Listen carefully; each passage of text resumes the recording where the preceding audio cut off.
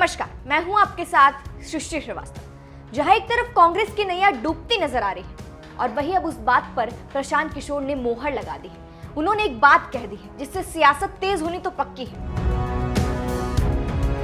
दरअसल प्रशांत किशोर ने Indian expressway के कार्यक्रम ई अड्डा में बातचीत करते हुए कहा कि उसके नेता ये मानते हैं कि सरकार को लोग खुद ही उखाड़ फेंकेंगे और उन्हें सत्ता मिल जाएगी। उन्होंने कहा कि कांग्रेस लंबे समय तक सत्ता में रही है और उसे विपक्ष में रहना नहीं आता है। उन्होंने कहा, मैं देखता हूं कि कांग्रेस के लोगों में एक समस्या है।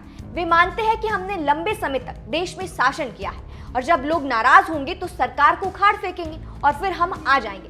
वो कहते हैं कि आप क्या जानते हैं, हम सब कुछ जानते हैं और लंबे समय तक सरकार में रहे हैं। कांग्रेस देश में एक मुख्य विपक्षी दल है जो दशकों तक सत्ता में रही है, लेकिन उसे ये सीखना होगा कि विपक्ष में कैसे रहा जाता है। आप ये कहकर नहीं बच सकते हैं कि मीडिया हमें कवर ही नहीं कर रहा है। इससे ऐसा लगता है कि उन्हें सत्ता में ही रहने की आदत हो गई है और लोग आज उनकी सुन नहीं रहे हैं तो खिंच पैदा हो रही है। उन्होंने कहा कि भाजपा से फिलहाल कोई एक ही दल मुकाबला नहीं कर पाएगा।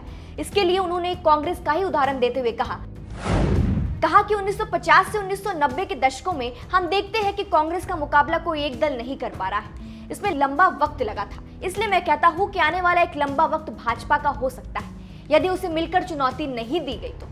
आगे उन्होंने कहा कि कोई एक दल यदि सोचे कि वो भाजपा को मात दे देगा तो ये गलत है। उन्होंने कहा कि कांग्रेस 1984 के बाद से ही लगातार गिरावट के दौर में है।